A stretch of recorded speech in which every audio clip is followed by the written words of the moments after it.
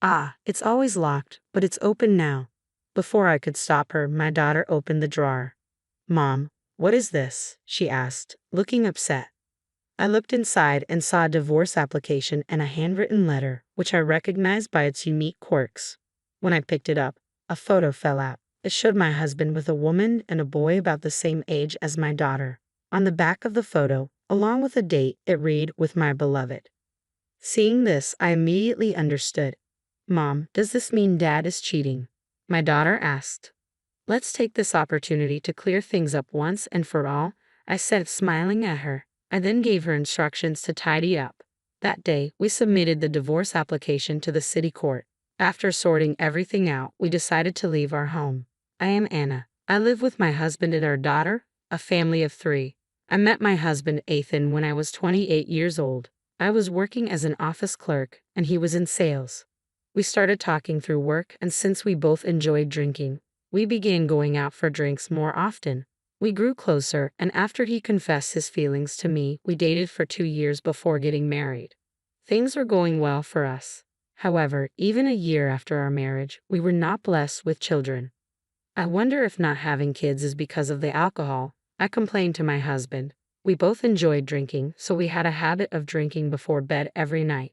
He showed a complicated expression and said, I wonder, but drinking during pregnancy is not good, so let's quit once. I'll quit with you. Thank you, I replied. I'm worried because of my age. I'll go to the hospital too if necessary. I'll come with you, my husband said. My mother keeps nagging me to show her grandchildren. He laughed, and I laughed back, but my feelings were complicated. My mother-in-law isn't a bad person, but she is very eager for grandchildren. Anna, aren't you over 30? It gets harder to get pregnant after 30, you know. I'm worried, she would say. Ethan is an only child. The other day, Mrs. Morrison next door was flaunting her grandchild's photo. It's so annoying. Before we got married, she would make such comments and sigh deeply. Because of my mother-in-law, I started worrying about not being able to have children. She would call me without telling my husband, pressing for grandchildren. I thought it wasn't uncommon to be a first-time mother after 30 these days. However, being strongly pressured by my mother-in-law, I started to feel rushed. So I talked to my husband and we started infertility treatments. My husband was supportive, willing to undergo fertility tests with me. Since neither of us had any issues, we thought we would have a child soon.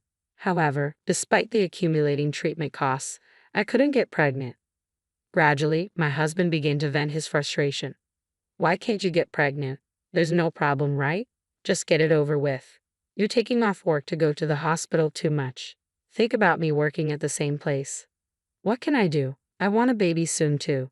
It's hard for me to ask for time off. It's not just about you. Then quit your job. Stress isn't good, right? We can get by on my earnings alone, he said, clearly at his limit. Just quit tomorrow. Missing one clerk won't cause any trouble, and the gap will be filled quickly. Wait, just like that, all of a sudden. Let's do that. I'm going to bed now since it's early tomorrow. Good night. Saying this, my husband forcefully ended the conversation. Under his pressure, I quit my job. My dream of being an independent woman was cut short there. But I did want children, so I told myself it was fine to return to work after having a child. For now, I tried to stay positive and focus on trying to conceive. However, my hopes were gradually crushed. Hey, since you're not working, at least take care of the house properly. We don't even have kids. I'm sorry, the hospital was so crowded today, I could have come back earlier. And microwave pasta? Are you kidding me? Even when you were working, you managed to cook something decent. I'm sorry, I was just too tired. Sigh, I'm the one who's tired from working from morning till evening, and this is what I come back to?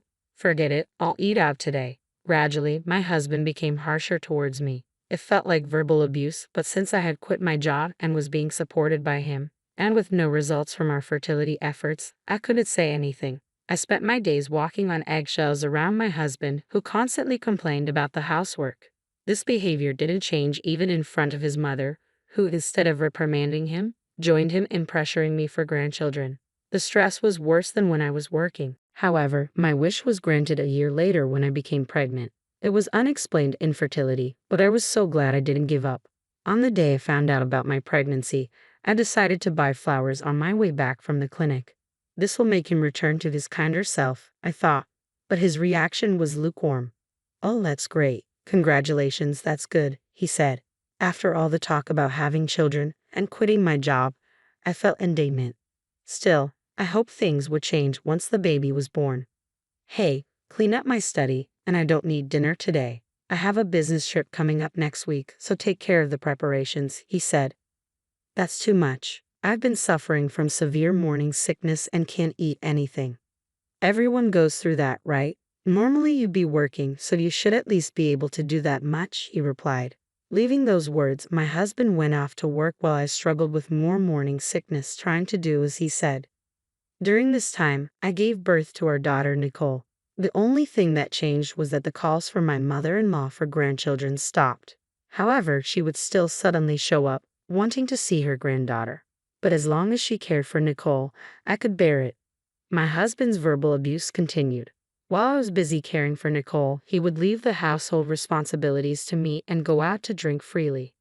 His late nights out and unauthorized overnight stays increased. You know you're being supported by me, so you should take care of the house and Nicole. Do you think you can live on your own with a child, unable to even keep a job? No way, my husband would come home drunk and hurl such insults at me repeatedly. All I could do was care for Nicole and listen. Hearing his verbal abuse over and over, I started to believe I couldn't divorce him, thinking I wouldn't be able to raise my daughter on my own. However, as Nicole grew, I began to feel a sense of urgency. When my husband started to get angry as usual, Nicole would say, "Mom, apologize quickly." She thought that would calm my husband's anger, and she was right. When I apologized, he would click his tongue and leave the room. Seeing my daughter always being considerate of her irritable father broke my heart. I finally started to consider divorce. This situation isn't good for our daughter's upbringing. I decided to start working part-time in secret, thinking of saving money for after the divorce. I didn't know what my husband Ethan would say if I told him I was starting a job, so I began working as a cashier at a supermarket during the mornings when Nicole was at school. I made sure not to neglect the household chores to avoid complaints from my husband.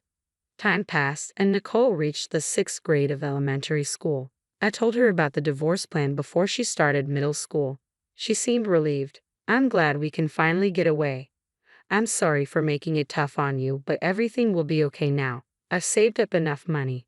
Overwhelmed with emotion, Nicole and I hugged each other. "We'll be free soon," I thought. One day, Ethan asked me to tidy up his study. Nicole was off school, and Ethan was supposed to be off work as well. However, he said, "I'm going on a business trip starting today. I won't be back for a week," and left the house with a large suitcase. It was common for him to suddenly leave for business trips. Nicole and I watched him leave as usual and then started to tidy up his study. "Why doesn't Dad clean up his room? It's too messy," Nicole said.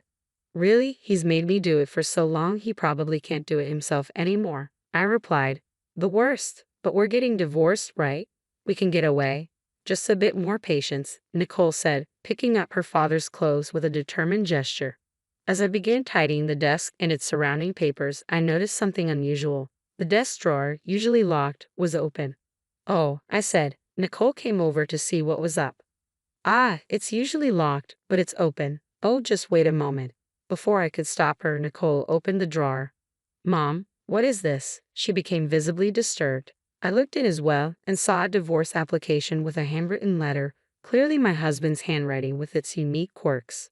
When I picked it up, a photo slipped out. "Dad, and who is this?" Nicole asked. The photo showed Ethan with a woman and a boy about the same age as Nicole. On the back of the photo, along with a date, it read, "With my beloved." Realizing the implication, I quickly understood. Nicole, possibly grasping the situation, looked up at me anxiously. "Mom, does this mean Dad is cheating?" "It seems so, but this might actually be for the best." "What?" Nicole asked. "Let's take this chance to clean the slate completely." I smiled at Nicole and gave her instructions to tidy up. After finishing the cleanup, we decided to leave our home, packing only the essentials and arranging for a moving company to handle the rest. We moved into a short-stay apartment while searching for a permanent place to live. That day, we submitted the divorce application to the city court. From that day on, Ethan felt like an ex-husband to me. I considered hiring a detective agency, but wanting to save money for the future, I decided to look for evidence of the affair myself. My ex-husband underestimated me as I found evidence quickly. A simple search of his name brought up his social media, documenting trips and daily life, but not with me as the partner.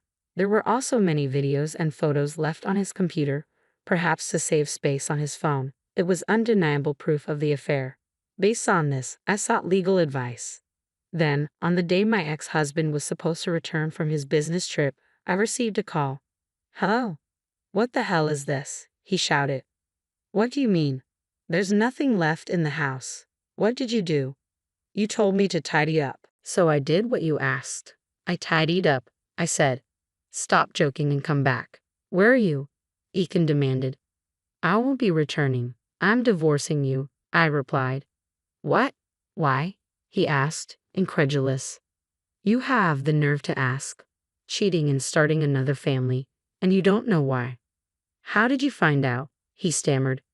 "You've been pretending to be on business trips. I've seen everything on your social media and computer. I even found out about the other home you have. All thanks to her parents, right?" "How?"